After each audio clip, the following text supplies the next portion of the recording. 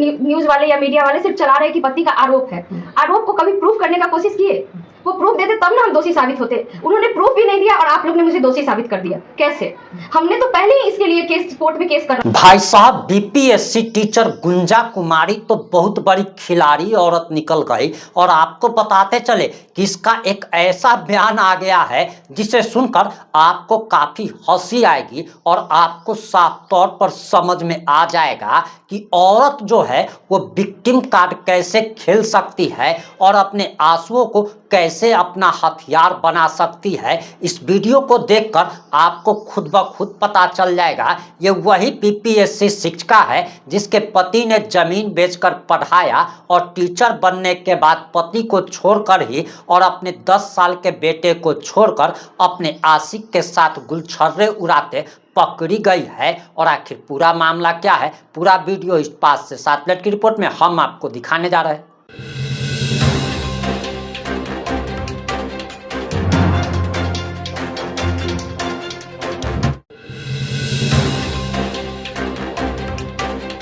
नमस्कार, मैं प्रिंस कुमार सिंह और आप देख रहे हैं पॉजिटिव इंडिया। अगर अभी तक आपने चैनल को सब्सक्राइब नहीं किया है तो खबरों से अपडेट रहने के लिए कृपया चैनल को सब्सक्राइब कर लीजिए और जो लोग ऑलरेडी कर चुके हैं तमाम लोगों को सहृदय धन्यवाद। अब वापस आते हैं अपनी खबर पर और जरा आप ये वीडियो देखिए।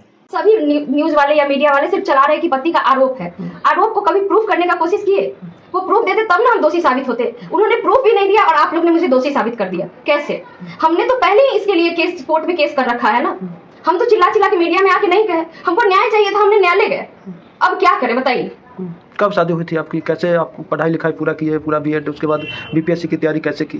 देखिए, मेरी शादी 2013 में हुई थी। उसके बाद हम इंटर के बाद ग्रेजुएशन किए, ग्रेजुएशन के बाद बीएड किए।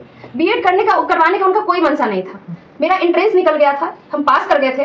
तो उन्होंने कहा कि मेरे पास पैसा नहीं, हम नहीं करवाएंगे। हम रो रो के बोले कि नहीं, हमको बीएड करना है। तो हाँ, ये नहीं कहेंगे कि उन्होंने थोड़ा हेल्प उन्होंने किया, मेरे फैमिली वाले ने भी पैसा भेजा, तब जाके हम बीएड किए। उसके बाद हम सीटेट पास किए। सीटेट में मेहनत करना पड़ा। कितना का फॉर्म आता है, क्या आता है, हम सीटेट किए, मेहनत करके किए। उसके बाद हम स्टेट किए क्योंकि सरकारी जो योजना था वो विफल हो गया था। स्टेट के बाद बीपीएससी आया। हम मेहनत लगातार करते रहे, तब जाके टीचर बने हैं। ऐसा नहीं कि ऐसे ही बन गए। तो आपके पति आरोप लगा रहे हैं कि हम मेहनत मजदूरी किए, फोटोग्राफी किए, जो कपड़े फटे थे वो पहने, लास्ट में जब नहीं पूर्ति होने लगा तो फिर जमीन बेचे पैतृक। नहीं, ये झूठ आरोप है। उन्होंने जमीन मेरे लिए नहीं बेचा है। उनके पैर में स्टील लगा हुआ है, पैर टूट गया था इसलिए उन्होंने जमीन बेचा, क्योंकि उनको ऑपरेशन कराना था। अगर जमीन बेचते तो मेरे पढ़ाई टाइम बेचते। पैर टूटा उसके बाद क्यों बेचे? तो ये आरोप है। हम हर वक्त कह रहे हैं, बार बार आपको कह रहे हैं, आरोप है। उन्होंने कोई प्रूफ नहीं दिया है। न्यायालय भी उनसे प्रूफ ही मांग रही है। क्यों नहीं 1.5 साल में वो साबित कर पाए? 1.5 साल में हमको साबित, आज आप लोग को आना पड़ा क्यों? केस तो 1.5 साल से चल रहा है। 1.5 साल लग गया उनको हमको गलत साबित करने में। कब ज्वाइनिंग हुई थी आपकी? कहाँ आपकी ट्रेनिंग हुई थी? उसके बाद पहली पोस्टिंग कहाँ हुई? मेरा 2023 में ज्वाइनिंग हुआ था, सुपौल डिस्ट्रिक्ट में हुआ था।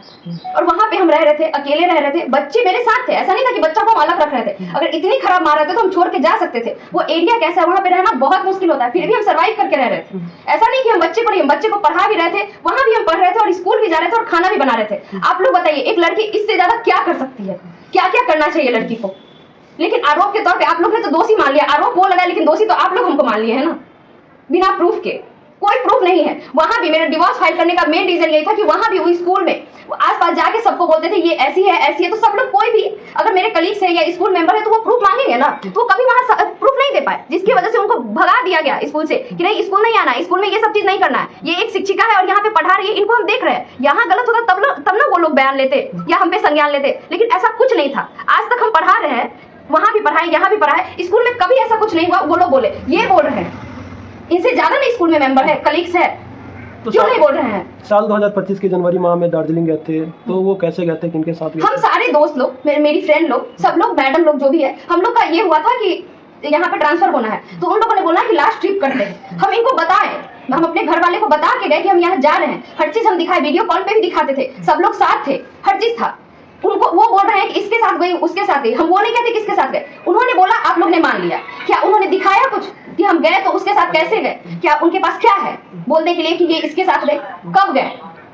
वो यहाँ, हम वहाँ, कैसे चले जाएगा कोई इंसान? आपके पति बता रहे हैं कि जब वहाँ दार्जिलिंग गए तो संपर्क टूट गया, बातचीत नहीं होती थी।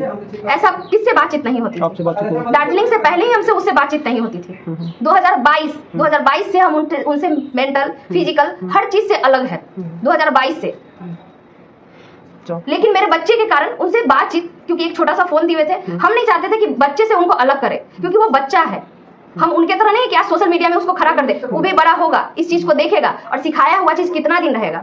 जिस दिन बड़ा होगा ना, एक दिन उसको भी एहसास होगा। और नहीं तो 5 दिन बच्चा हमको दीजिए, हम सबसे रिक्वेस्ट कर रहे हैं, दे दीजिए हमको बच्चा, और बच्चा दीजिए और देखिए कि वो बच्चा मेरे पक्ष में बयान देता है कि नहीं देता। दीजिए, मंगवाइए। हम न्यायालय में भी रिक्वेस्ट किए हैं कि हमको बच्चा दिलवाइए, और आप लोग से भी रिक्वेस्ट कर रहे हैं। वो कह रहे हैं ना बच्चा नहीं जाना चाहता है। आपने कभी पूछा कि बच्चा दबाव में दे रहा है कि नहीं? वो तो छोटा बच्चा है ना, वो तो बालिग है, नाबालिग है, वो उससे दबाव में नहीं दिलवाया जा सकता है। किसी ने क्वेश्चन नहीं किया ये। आपने जो आरोप लगा करके जो न्यायालय में जो तलाक की अर्जी दायर किए हैं, तो उनमें क्या आरोप लगाया? उनमें क्या आरोप लगाया है या जो भी कुछ है वो न्यायालय से क्यों नहीं किए? न्यायालय में प्रूफ कर पाए? हमने तो प्रूफ किया, हर एक सबूत को रखा वहां पे। न्यायालय ने उनको फटकारा भी, तब भी न्यायालय के बजाय उस रोड पे क्यों तमाशा कर रहे हैं? रोड पे खड़े होके न्याय मांगने से न्याय मिलता है? न्यायालय में ही ना मिलेगा। वो क्यों नहीं आते हैं न्यायालय में? न्यायालय से मांगेंगे। आप लोग को जो बोल रहे हैं न्यायालय में कहते हैं कि सर मेरे साथ इसने ये किया, आप बताइए। वो प्रूफ मांगता है, न्यायालय बिना प्रूफ का नहीं करता है, दोषी नहीं ठहराता। आप लोग तो हमको कटघरे में खड़े कर दिए, न्यायालय कहाँ कर दिया? जज साहब हमको कहाँ बोले कि तुम दोषी हो? कहाँ बोले? ये बोल रहा है ना। अभी वो प्रूफ हुआ, जो हमने केस किया, हर चीज किया, उन्होंने बोले। उनको क्यों डर है कि जो हमने आरोप लगाया है वो सही निकल जाएगा?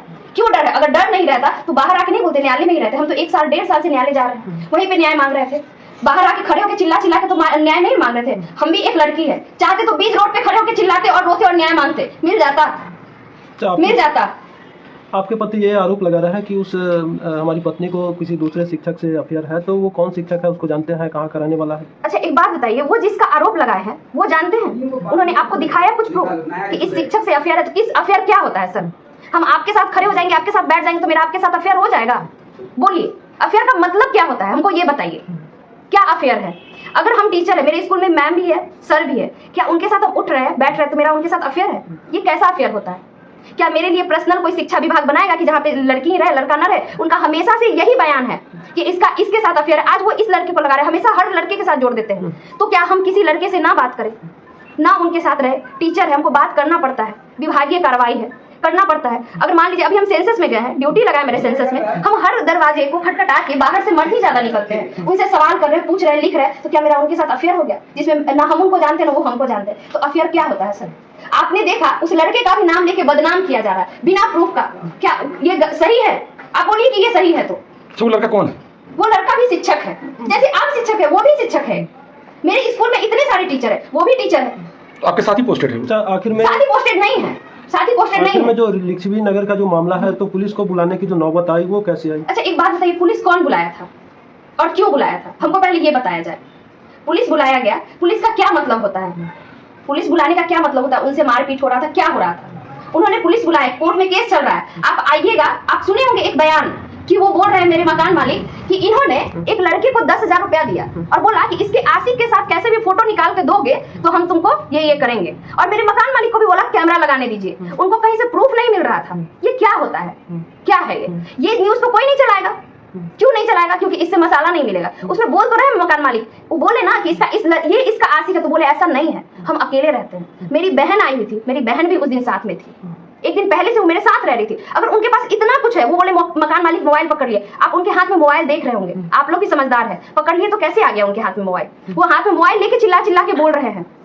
आखिर में आप प्रशासन से क्या मांग करेंगे? प्रशासन से क्या मांग करें? प्रशासन तो आए, जब उनको हम बताए कि मेरा कोर्ट में मामला चल रहा है, वो कहते हैं थाने चलिए। हम बोले मेरा कोर्ट में मामला चल रहा है। एक तो ये आदमी आता है, मारता है, पीटता है और इस तरह से अटैक करता है कि हम बौखला जाते हैं, क्योंकि हम अकेले थे, बौखला जाते हैं। वहां पे हम फोन करते हैं, हम अपने घर वाले को भी फोन किया, दोस्त लोग को भी फोन किया, जिसको बन पड़ा आया, मेरे घर वाले भी गए। तो इसका मतलब क्या कि सबके साथ मेरा अफेयर है, सबके साथ ये है। वो किसी भी बेसिस पे मार सकते हैं हमको। अब प्रशासन आएगा और बोलेगा बुखार छुड़ा देंगे, ये कहाँ का न्याय है? तो हम प्रशासन से न्याय मांगने जाएंगे? ऐसे ही प्रशासन से न्याय मांगने जाए कि प्रशासन बोले कि बुखार छुड़ा देंगे, तो हमको खुद के लिए खड़ा होना पड़ेगा कि नहीं होना पड़ेगा? अगर हम खुद के लिए चिल्ला रहे तो हम गलत है। कोई आदमी मार के चला जाए, हम बोले तक नहीं। वहां पे मेरी माँ बहन को भद्दी गालियां दिया जा रहा था। जिस इंसान पे हम गए थे वो इतना गाली दे रहा था, कब से गाली दे रहा था, सब लोग सुन रहे थे। हमको गाली बर्दाश्त नहीं है तो हम उसको कुछ बोले भी नहीं। गाली सुन के रहे, मार खा के रहे, तो अगला नारी बने। उसके बाद आप लोग आइएगा, कहिएगा ठीक है नारी के खिलाफ, ये औरत के साथ ऐसे अत्याचार हो रहा है। अगर हम वो अत्याचार नहीं सहे तो हम खराब हो गए। यही हुआ ना। अगर हम मर जाते तब आते कैंडल मार्च निकालने, इसको न्याय दो, न्याय दो। कब तक ये कैंडल मार्च आप लोग कब तक निकालिएगा? और लड़कियां कब तक मरते रहेगी? हम नहीं आ रहे थे मीडिया में क्योंकि मेरे जान को खतरा था और है और रहेगा भी। और आप लोग तो और खतरा बना दिए हैं कि हो सकता है अपना जान खुद भी ले ले, नहीं तो वो लोग तो मेरा जान ले ही लेगा। हम बचेंगे नहीं। उसके बाद सब लोग कैंडल लीजिएगा और कहिएगा इसको न्याय दिलाओ, न्याय दिलाओ, क्योंकि जैसा आप तो बैठे थे उसका बात तो उसने सुना नहीं, तो आप लोग न्याय दिलाइएगा। तो आपका जो एक लड़का है वो उसको पाने के लिए क्या कुछ करेंगे आप? हाँ बिल्कुल करेंगे। हम कोर्ट में पहले ही लिख चुके हैं, दे चुके हैं न्यायालय को, और न्यायालय ने बुलाया भी था, मिला भी था, हम मिले भी हैं न्यायालय में उससे, और इसके बाद हम केस फाइल हो चुका है। तो एक बात बताइए, जब केस चल रहा है, अगर समझदार आदमी है तो बच्चा को हम भी खींचे वो भी खींचे, तकलीफ किसको होगा? किसको होगा आप बताइए? बच्चे को होगा। क्या हम माँ होकर अपने बच्चे को तकलीफ में देख सकते हैं? दूर देख सकते हैं, लेकिन तकलीफ में नहीं देखेंगे, बिल्कुल नहीं। मेरा बच्चा किस दबाव में हम जानते तक नहीं है। बहुत सारा हम दूसरे लोगों को फोन करते हैं कि बताइए कैसे, हम लोग बताते हैं कि हाँ ऐसे है, वो है, वो उसके फोन से बात नहीं करते, बहुत गंदी गंदी गालियां देता है, बहुत गंदी गंदी। आप बोलिए तो अभी हम प्रूफ के तौर पे दिखा दे आपको गाली, कैसे कैसे गाली सेंड करता है। आपके पति यदि कहते हैं कंप्रोमाइज कर लेते हैं, बच्चा है, इसको देख करके हम लोग जो आगे का जो जीवन है उसको हम बिताएंगे।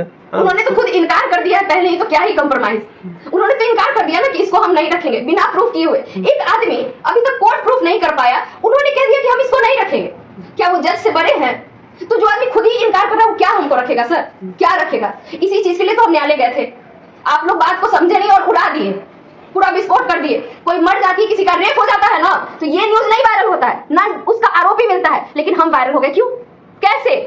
रेपिस्ट आप लोग को नहीं मिला आज तक। नीट का पेपर लीक हो जाता है, पूरा इंडिया का न्यूज है, लेकिन 4 दिन न्यूज नहीं चलता है, ना आरोपी पकड़ा जाता है, लेकिन मेरा न्यूज वायरल है, पूरा इंडिया में चल रहा है। कैसे? ये तो निजी मामला था ना, और कोर्ट में अगर केस चल रहा था, ये सब चीज करने का जरूरत नहीं था, बाहर लाने का जरूरत नहीं था। कैसे आ गया बाहर? निजी घर का मामला कोर्ट में, कोर्ट है ना उसको देखने के लिए।